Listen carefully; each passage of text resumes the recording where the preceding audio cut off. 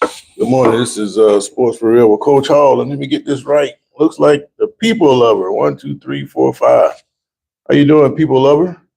I seen a report that the NBA has fined the Utah Jazz for sitting healthy players earlier this month against the Heat. And the term is called tanking. When you have a middle of the road to low team, you want to try to lose as many games as you possibly can so you can get yourself in better position to draft some good players.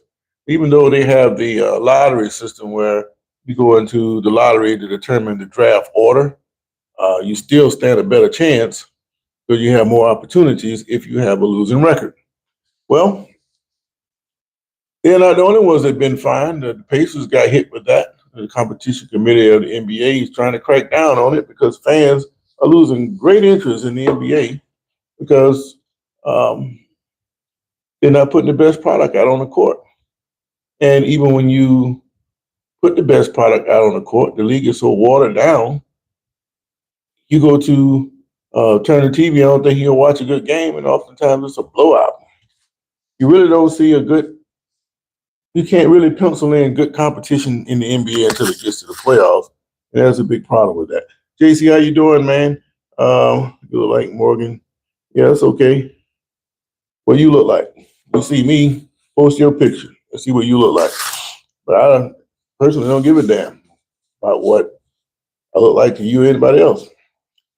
But the thing is, the NBA, if you take a look at some of these kids, they have these stars and you see them on TV and they get with their parents and say, Mom, I want to go to the NBA game. Well, they get to planning and they're going to go to the game on this day when their favorite team comes to town.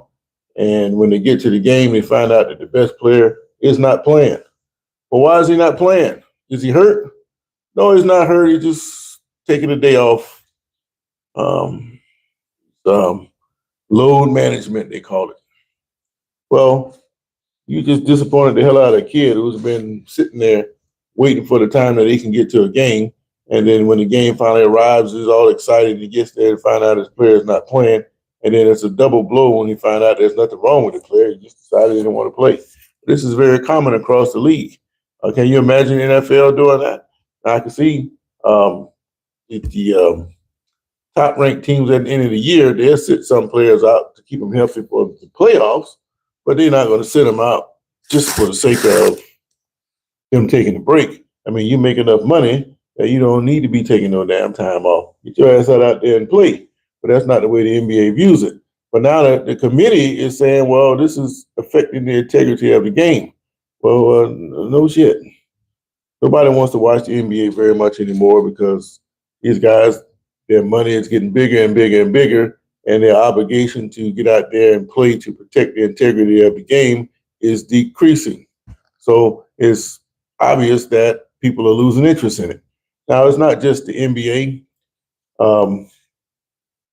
If you look at high school basketball down here in Florida, matter of fact, the playoffs start tomorrow, regional semifinals, I believe. And they have this thing now where you play your regular season and the people in your district, you don't have to play anybody in your district. You don't have to play anybody in your region. In other words, you can play whoever you want to play. But there's still a district tournament that you have to go through that determines who goes to the playoffs. Now, in days of yore, if you won your district, you were the only team that went to the playoffs. That's what the purpose of the tournament. But then people say, well, we had a great year. Why don't we have an opportunity to go to the playoffs? The coaches complain, and they got it extended to, well, the team that loses the district championship game, they can also go to the playoffs. Well, more complaints. This guy over here, he's got a gaudy 25-3 record. He loses his semifinal game in an upset, and he doesn't go to the playoffs because he's not a district runner-up at least. But he's looking over here. This district over here is weak. They got a team that's the district runner-up, and he's got a record of 9-17. Why is he in the playoffs with his 9 wins and I got 25? Well, if you go back and look at what they're talking about, please support Iran. Okay, if you go back and look at the scheduling of these teams, then you can determine who is actually in the better situation.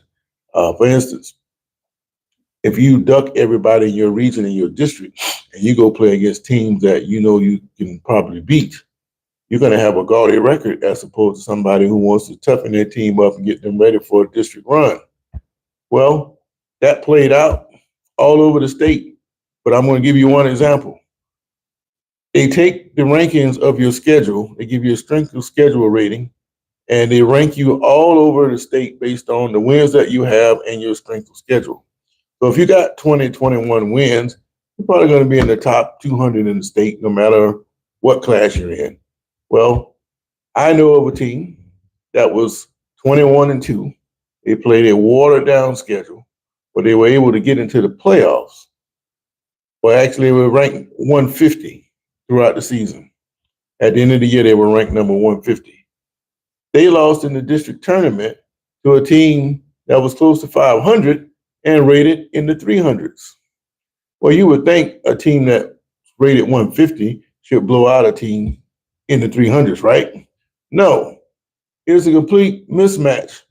That team that played a tougher schedule in the 300s pretty much walked the dog with this team that's supposed to be one of the best in the state.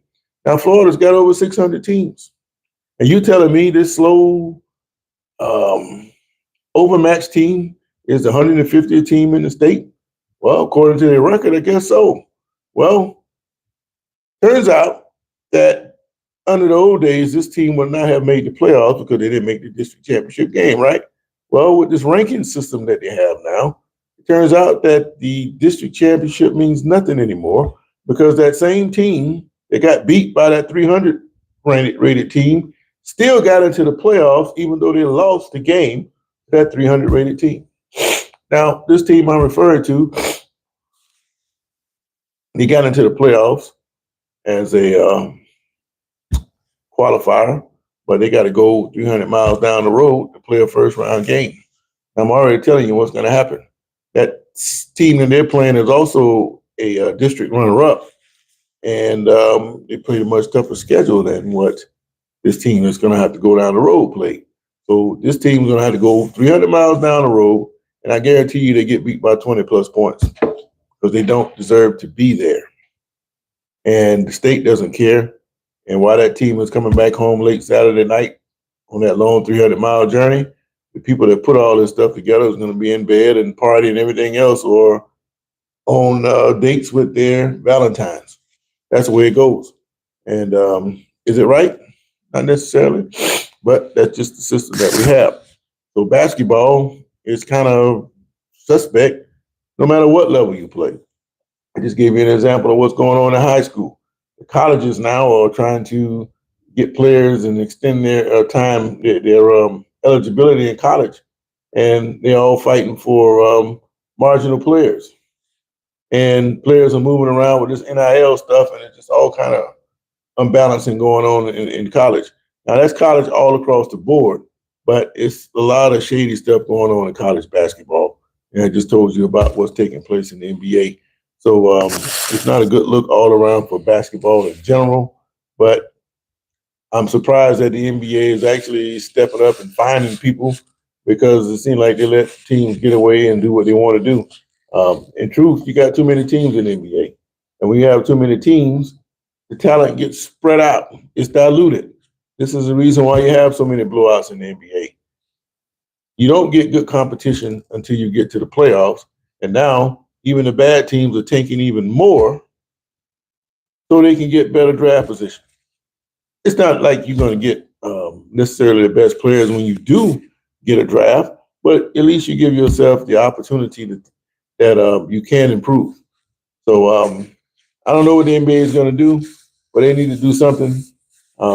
Maybe they need to shorten the season and crack down even harder on these teams for not doing following league policy. But that $500,000 fine that the Jazz pays, that's just a drop in the bucket for an organization that's making money hand over fist. So it's just like me going to the store and buying a $2 a bottle of Coke. Don't mean nothing. So that's just the state of affairs you have right now in the NBA. And of course, we are reduced to talking about basketball because football is over with. And like I always tell you guys, basketball and any other sport is just something to do until football comes back around. So all you people that are into other sports, enjoy it now because football, we will be back. Selmo, what's going on, man? My Cavs looking good with Harden. Yeah, but can they sustain it, though? That's the question. NBA All-Star Weekend, that's worse than the NFL Pro Bowl to me. I mean, these guys don't compete. They don't hustle. They don't do anything. And they go out there and they just run up and down the court. And I have no interest in watching something like that. But I understand people who like basketball and seeing the kids, really, who like to see players doing all kind of stuff and scoring a whole bunch of points, and it's just not appealing to me. So let me know when all that's over and the real competition and the fight for playoff positions begin. That's when the NBA is worth watching. But even then, you still don't get the best competition until you get to the playoffs in the NBA. And now that teams are tanking, and it's obvious that they're tanking, and then when you add the load management to it, you just got a bad product right now. And people are turning the TV off on the NBA, and it's rather obvious why they're doing it. 2 more months, then we get to the playoffs, and things should hype up a little bit. That'll take us into June, and when June hits, we got the World Cup to occupy us a little bit, and that'll take us into football season. So even though football is gone right now, it'll be back before you know it, because as these times go on, it seems like the days travel a little faster. And you know who you are, that could be a good thing, but shit, you start to get old like me, you want those days to slow down, man. But anyway, JC, what's going on? Harden Mitchell is a good combination. They still got a pretty good defense, though. And I wonder what the Celtics are going to do. Look like that Tatum, you may have the opportunity to come back in Boston. And with Jaylen Brown scoring all those points, if you can get Tatum to come in there and score about 10, then Boston is going to be a hard knockout. But I don't think that the Celtics are going to bring him back this year. I think he's going to come back at the beginning of next year and go from there. What they should do is come up with a study to find out why all these guys are blowing out the ACLs, Achilles and all that. They need to find all that out. That'd be an interesting study. JC says back in the day, NBA All-Star game players played to win. Yes, because they didn't like each other. Now it's fun in games, but who hit the most threes. I go down to the city park to watch that. And watching the kids that are unknown are probably more exciting than watching some guy. Look, I'm just not interested in it. If you guys are interested in it, I won't even try to dissuade you from watching it. But yeah, I don't want to see that. But JC, I got an interesting topic for you. I don't have time to get into it now because I got to get up out of here. But let me lay it out for you. If you're in a public school and you have public sports teams, I'm talking high schools now, and you have the possibility of a homeschool player, how do you incorporate a homeschool player who is not into interaction with nobody because he's homeschooled, used to getting his own way, and have their own personal coaches? How do you deal with something like that? I'd be interested to hear what you have to say. But hold that thought. And Monday is a holiday, so it won't be on this early. But I'll be on every day throughout the weekend. And let's talk about this tomorrow if you can catch me. I want to know what you guys think about homeschool and what effect or what opportunity should a guy in homeschool have to compete against public school guys. And it's a very interesting topic. It's caused a lot of rules changes down here in Florida. We call it the Tebow rule, because as you know, Tebow lived in Jacksonville and he played high school football while being homeschooled. in the next county, St. Johns County. And that caused a lot of backlash. And the way they handle it, they start making rule changes. And to me, it made things worse. We'll talk about that because I deal with my own little homeschool situation and causing problems.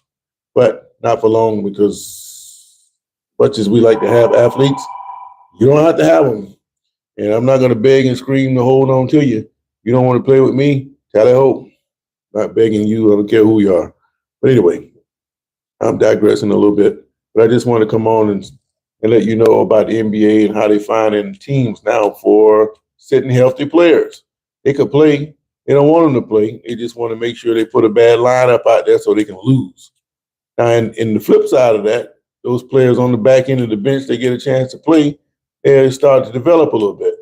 But still, it's not a good look. If you're not good enough to start or play that much, then until you at that level, you don't need to be playing, especially when the fans who come to these games don't get any discounts on the prices.